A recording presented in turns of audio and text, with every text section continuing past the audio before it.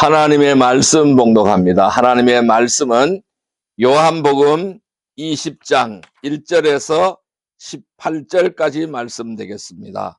요한복음 20장 1절에서 18절까지 말씀입니다. 신약성경 183페이지 요한복음 20장 1절에서 18절까지 말씀입니다. 1절, 2절과 18절 말씀 우리가 같이 합독하겠습니다. 1절, 2절 말씀 합독합니다. 안식 후 첫날 일찍이 아직 어두울 때에 막달라 마리아가 무덤에 와서 돌이 무덤에서 옮겨진 것을 보고 시몬 베드로와 예수께서 사랑하시던 그 다른 제자에게 달려가서 말하되 사람들이 주님을 무덤에서 가져다가 어디 두었는지 우리가 알지 못하겠다 하니 18절 말씀입니다. 막달라 마리아가 가서 제자들에게 내가 주를 보았다 하고 또 주께서 자기에게 이렇게 말씀하셨다 이러니라. 아멘. 할렐루야. 오늘도 주님이 함께 하십니다. 오늘 하나님께서 요한복음 20장 1절에서 18절의 말씀을 우리에게 허락해 주셨습니다. 오늘 같이 은혜 받고자 하는 말씀은 새 생명의 시작이라는 제목으로 은혜를 나누고자 합니다. 사랑하는 성도 여러분, 오늘은 부활절입니다. 부활주일입니다. 요한복음 20장은 예수님의 부활의 사건을 가장 생생하게 증언하는 본문 중에 하나의 말씀이다라고 설명드릴 수가 있습니다. 그 당시의 상황을 살펴보면요, 예수님께서 십자가에 운명하신 후 제자들과 그를 따르던 제자 사람들은 깊은 절망감에 빠졌습니다. 그리고 두려움 속에 있었습니다.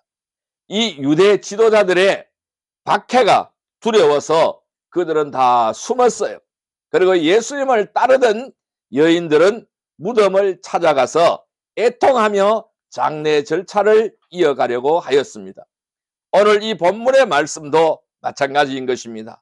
안식 후 첫날 새벽이 되었습니다.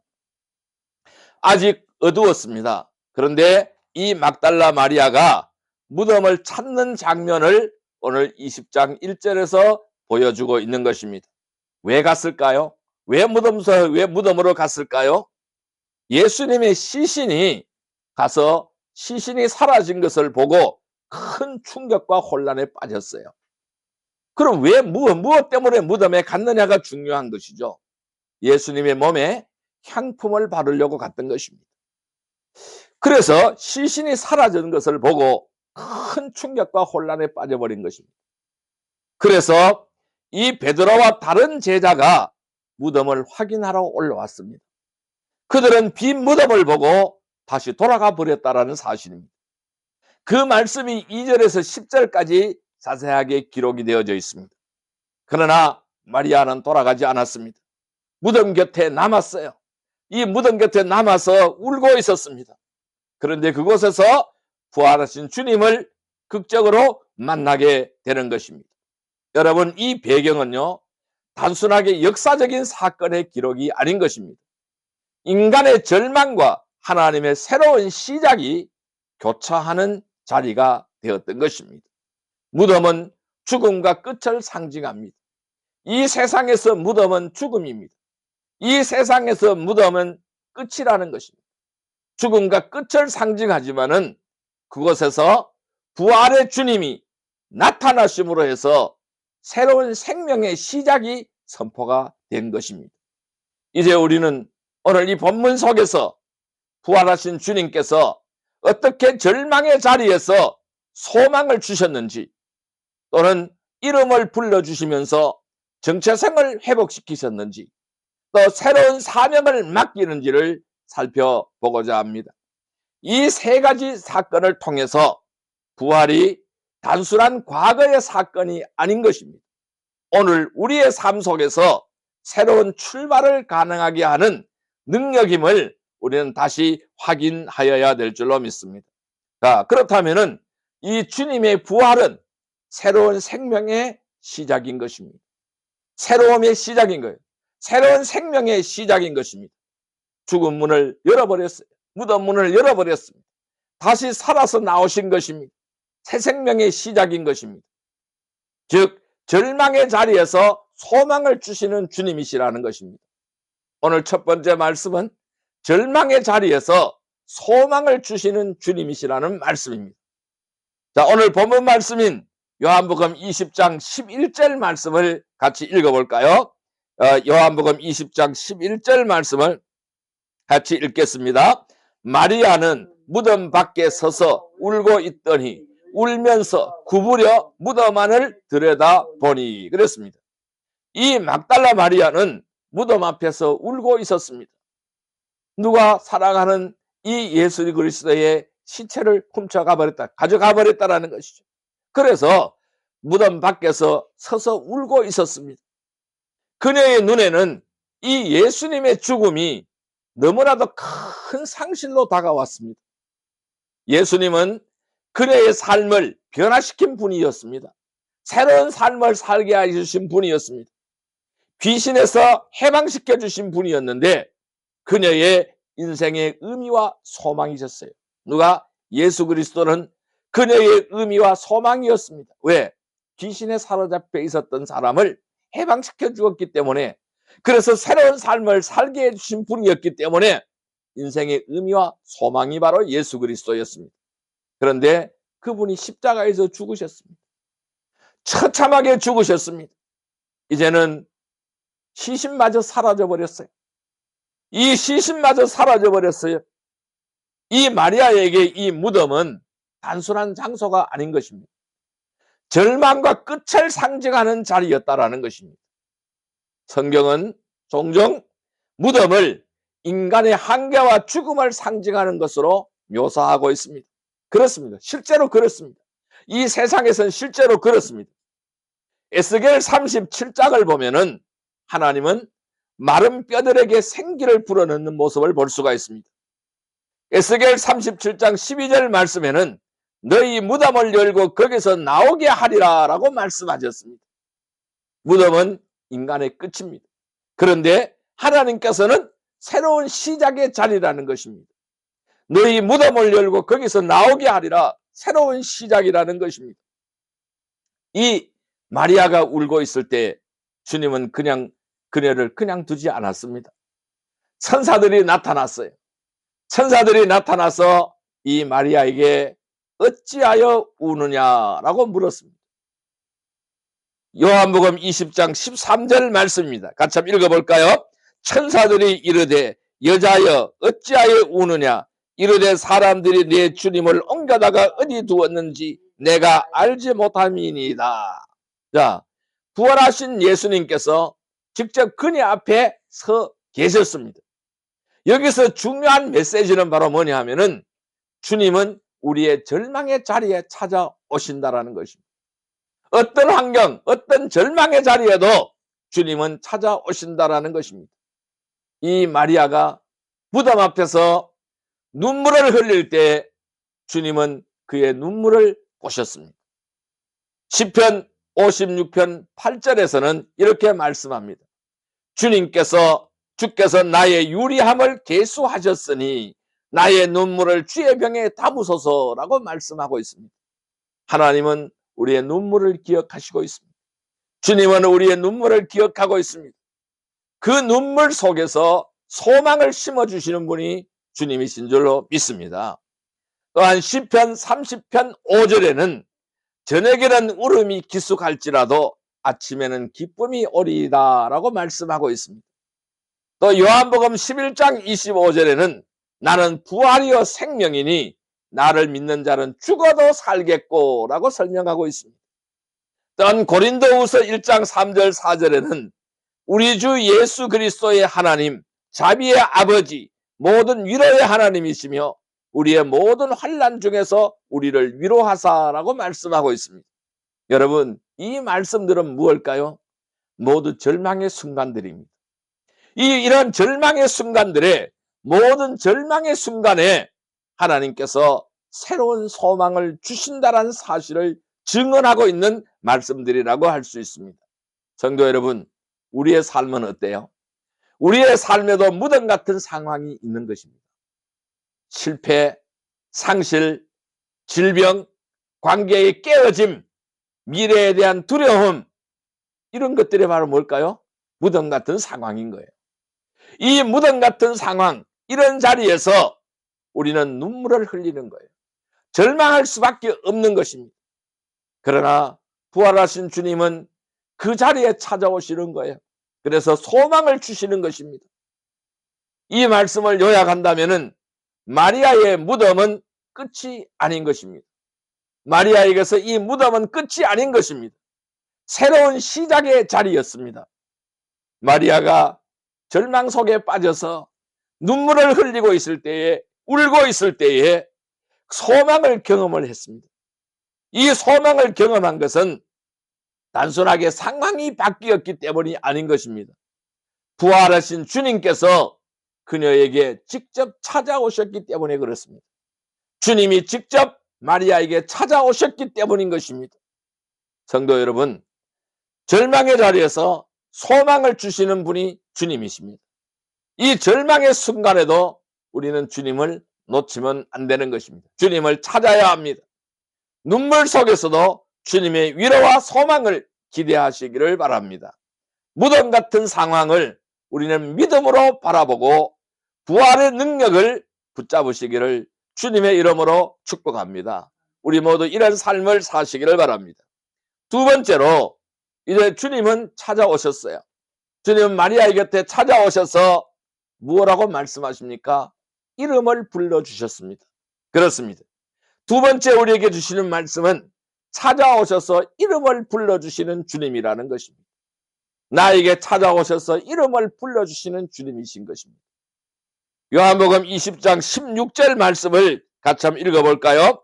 예수께서 마리아야 하시거늘 마리아가 돌이켜 히브리 말로 나보니 하니 이는 선생님이라는 말이라. 아멘. 예수께서 마리아야 하셨어요. 근데 마리아가 돌이켜서 히브리 말로 나보니 이렇게 그 예수님을 불렀다고 설명하고 있습니다.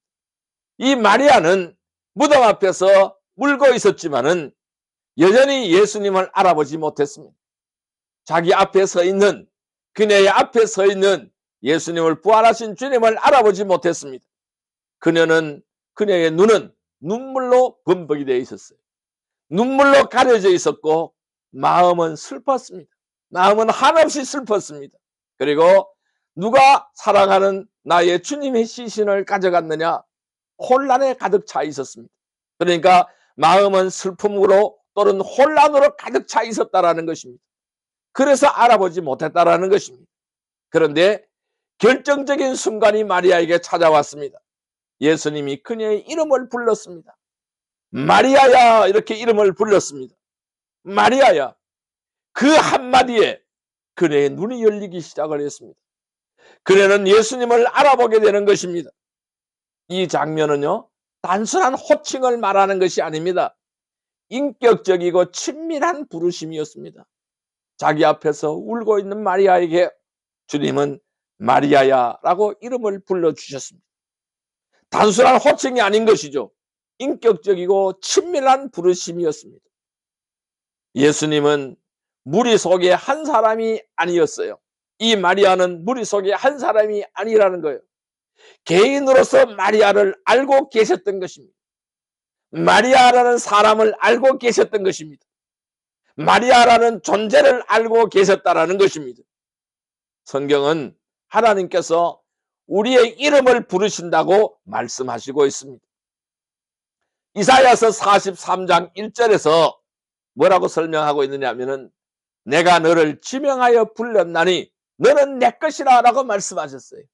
내가 너를 지명하여 불렀다라는 것입니다. 그래서 너는 내 것이라 주님이 말씀하시는 것입니다.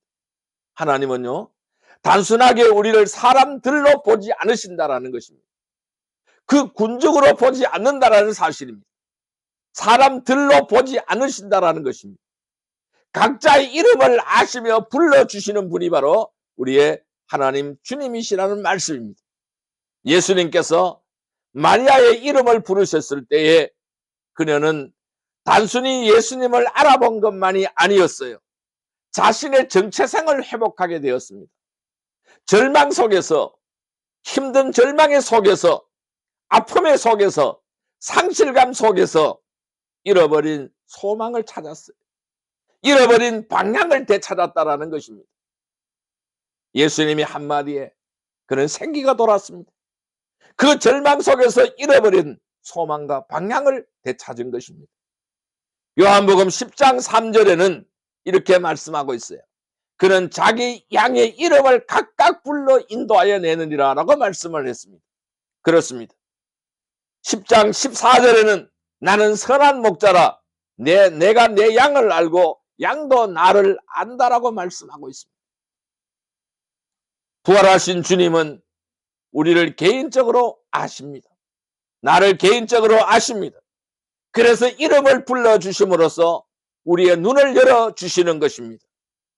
우리는 그 부르심 속에서 우리는 주님과의 친밀한 관계를 경험을 합니다. 새로운 사명과 정체성을 발견하게 되는 것입니다. 사무엘상 3장 10절에서 어린 사무엘을 이름으로 부르시는 하나님의 모습을 볼 수가 있습니다. 누가복음 19장 5절에는 예수님께서 삭개오를 이름으로 부르셨습니다. 삭개오야, 내가 오늘 너희 집에 유하여야겠다라고 말씀을 하셨습니다. 또한 계시록 2장 17절에는 흰 돌을 주며 그 돌 위에 새 이름을 기록한 것이 있나니라고 말씀하셨습니다. 여러분, 이 모든 말씀은 무엇을 설명하고 있을까요? 하나님께서 우리의 이름을 부르신다라는 것입니다. 한 분 한 분 한 분 한 사람 한 사람 이름을 부르신다라는 것입니다. 그 부르심 속에서 새로운 삶을 주신다라는 사실을 우리에게 말씀하고 있는 것입니다. 성도 여러분, 주님은 오늘도 우리의 이름을 불러주십니다. 그 부르심은 단순한 호칭이 아닌 것입니다. 우리의 존재를 인정하시는 부르심입니다. 우리의 삶을 새롭게 하시는 부르심이라는 것입니다. 이 말씀을 요약한다면은 마리아가 이름을 불리는 순간, 주님이 이름을 불러주시는 그 순간 절망은 끝났습니다. 눈이 열렸습니다. 주님을 알아보게 되었다라는 사실입니다. 마리아는 이름을 불러주시는 그 주님을 통해서 눈이 열리고 그의 정체성을 회복해 버렸습니다. 그러나 주님은 거기서 멈춰서지 않았습니다. 그에게 새로운 사명을 맡겨주셨던 것입니다. 성도 여러분, 오늘도 우리에게 찾아오셔서 이름을 불러주시는 주님을 기억하시기를 바랍니다. 그 주님의 음성에 귀를 기울이시기를 바랍니다. 말씀과 기도 속에서 주님께서 나를 부르시는 그 음성을 들을 때에 정체성과 사명을 우리는 발견할 수가 있는 것입니다. 자신의 이름을 부르시는 주님께 응답하시기를 바랍니다. 나의 이름을 부르시는 주님 앞에 응답하시기를 바랍니다. 그 부르심에 나보니라고 바로 이 마리아는 대답했어요. 나보니라고 설명을 하고 있어요. 이 나보니는 바로 뭐냐? 선생님이라는 말씀을 하는 거예요. 그래서 이 나보니라고 고백했어요. 오늘 이 나보니라고 고백한 마리아처럼 주님께 믿음으로 응답하시기를 바랍니다. 믿음으로 응답하며 삶을 새롭게 살아가시기를 주님의 이름으로 축복합니다. 세 번째 우리에게 주시는 말씀은 바로 뭐냐 하면은 이제 마리아에게 새로운 사명을 주시는 것입니다. 그 말씀은 새로운 사명을 주시는 주님이시다라는 말씀입니다. 오늘 우리에게도 새로운 사명을 주시는 주님이십니다.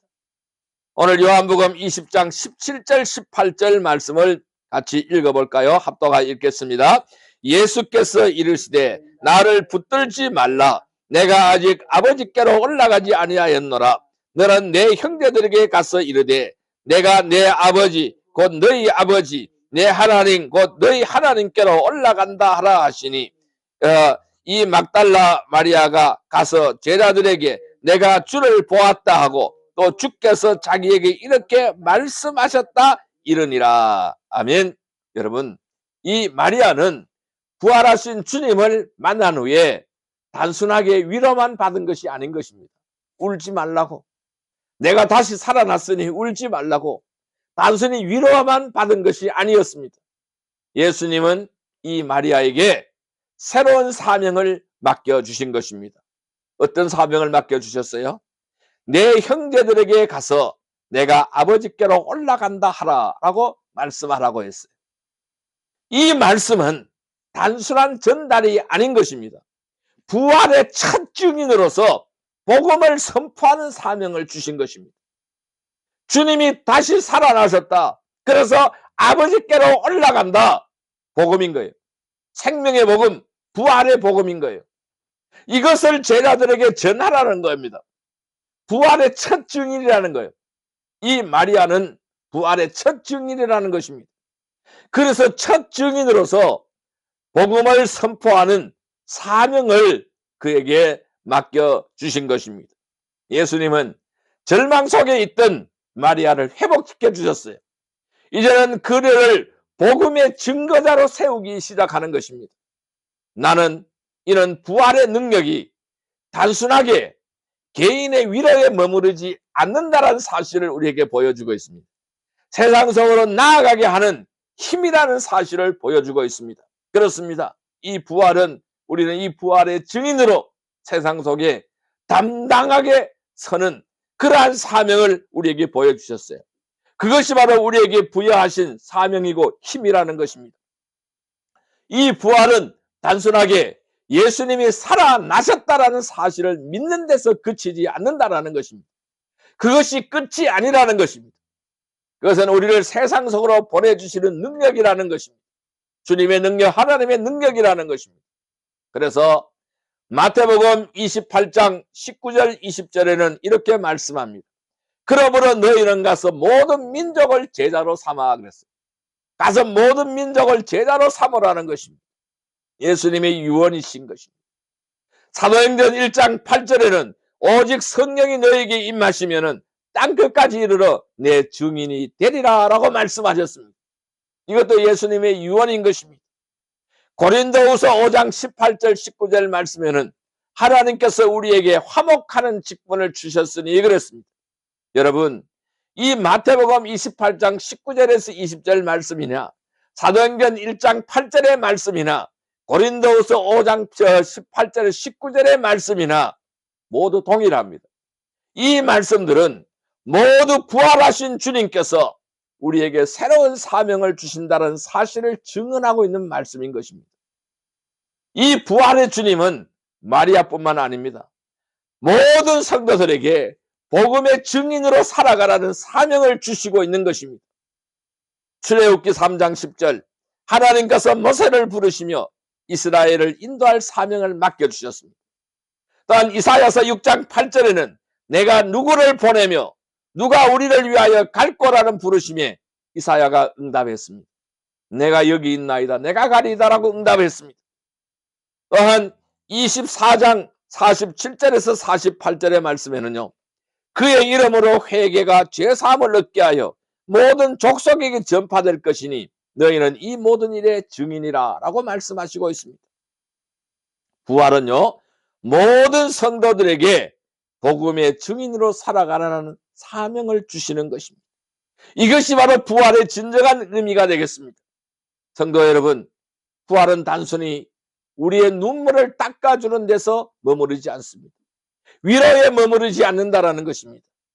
바로 이 부활은 우리를 세상 속으로 보내는 하나님의 능력이라는 사실을 기억하시기를 바랍니다. 마리아가 부활의 첫 증인이 된 것처럼 우리도 이 복음을 증거하는 사명을 감당해야 될 줄로 믿습니다. 이 말씀을 요약하면 부활은 위로를 넘어서 사명으로 이어지는 것이 부활의 진정한 의미인 것입니다. 마리아는 이 절망 속에서 소망을 얻었어요. 이름을 불러주시는 주님을 통해서 정체성을 회복했습니다. 이제는 새로운 사명을 받았습니다. 세상 속으로 나아가야 하는 것입니다. 이 흐름은 우리 모두에게 주시는 부활의 메시지가 되는 것입니다. 성도 여러분, 새로운 사명을 주시는 주님이십니다. 복음을 증거하는 삶을 사시기를 바랍니다. 가정과 직장과 이웃 속에서 부활의 소망을 나누는 증인이 되어야 될 줄로 믿습니다. 사명을 감당하는 책임을 지시기를 바랍니다. 단순히 믿음으로 머무르지 말고 주님께서 맡기신 사명을 적극적으로 실천하시기를 주님의 이름으로 축복합니다. 자, 이제 말씀을 마무리하겠습니다. 그렇다면 우리는 어떻게 하여야 할까요? 마리아는 그 증인의 사명을 감당했는데 우리는 어떻게 하여야 할까요? 이 예수님의 부활은 단순히 그 역사 속에서 한번 일어난 사건으로 끝나지 않는다는 것을 우리는 기억해야 됩니다. 그것은 우리의 삶 속에서도 여전히 살아서 역사하시는 하나님의 능력이라는 사실을 기억하시기를 바랍니다. 부활은 죽음의 권세를 깨뜨리고 절망을 소망으로 바꾸고 혼란 속에서 우리의 정체성을 회복시켜 주시고 무력한 우리에게 새로운 사명을 주시는 하나님의 능력이라는 사실을 기억하시기를 바랍니다. 이 마리아가 무덤 앞에서 경험을 한 이 변화는 바로 이 사실을 보여주는 것입니다. 그녀는 절망 속에서 소망을 얻었어요. 이름을 불러주시는 주님을 통해서 정체성을 회복했습니다. 결국 복음의 첫 증인으로 세워지는 위대한 역사를 경험을 하게 되는 것입니다. 부활은 단순한 위로가 아닌 것입니다. 삶을 새롭게 하고 세상속으로 보내는 능력이 되는 줄 믿습니다. 성도 여러분, 부활은 과거의 사건이 아닌 것입니다. 2000년 전 과거의 사건이 아닌 것입니다. 오늘 우리의 삶 속에서 새로운 시작을 가능케 하는 하나님의 능력인 것입니다. 절망 속에서도 소망을 붙잡으시기를 바랍니다. 주님은 우리의 눈물을 보시고 그 자리에 찾아오시는 것입니다. 혼란 속에서도 정체성을 회복하시기를 바랍니다. 주님은 우리의 이름을 부르시며 우리가 누구인지 알려주시는 분이십니다. 무력함 속에서도 사명을 감당하십시오. 부활의 능력은 우리를 세상 속으로 보내어서 복음을 증가하게 하는 능력인 것입니다. 그러므로 오늘 우리는 부활의 능력으로 새 출발을 해야 합니다. 가정에서, 직장에서, 사회에서, 교회와 사회에서, 또 이 나라에서, 전 세계에서 부활의 새 생명을 누리며 살아가야 될 줄로 믿습니다. 부활은 단순하게 믿음의 고백에 머무르지 않습니다. 삶의 모든 영역을 새롭게 변화시키는 하나님의 놀라운 능력이 되는 것입니다. 성도 여러분, 주님의 부활은 새 생명의 시작인 것입니다. 부활하신 주님을 붙잡으시기를 바랍니다. 그분이 주시는 소망과 정체성을 따라 사명을 따라 살아가시기를 바랍니다. 그럴 때 우리의 삶이 진정한 새 생명의 시작이 되기를 주님의 이름으로 축복합니다. 기도드리겠습니다. 사랑과 은혜의 아버지 하나님 감사합니다. 사랑과 생명의 주님, 오늘도 이 부활의 말씀을 통해서 우리에게 새 생명의 시작을 보여주심을 감사합니다. 절망 속에서 소망을 주시고 혼란 속에서 우리의 이름을 불러주셔서 정체성을 회복시키시며 무력한 우리에게 복음을 증가하는 사명을 맡기시는 주님을 찬양합니다. 이제 우리의 삶이 부활의 능력으로 새로워지게 하시고 가정과 직장과 세상 속에서 주님의 증인으로 살아가게 하여 주옵소서. 우리의 눈물이 기쁨으로 바뀌고 우리의 연약함이 주님의 능력으로 채워지고 우리의 삶이 새 출발의 은혜로 가득 차게 하여 주옵소서. 예수 그리스도의 이름으로 기도드리옵나이다. 아멘.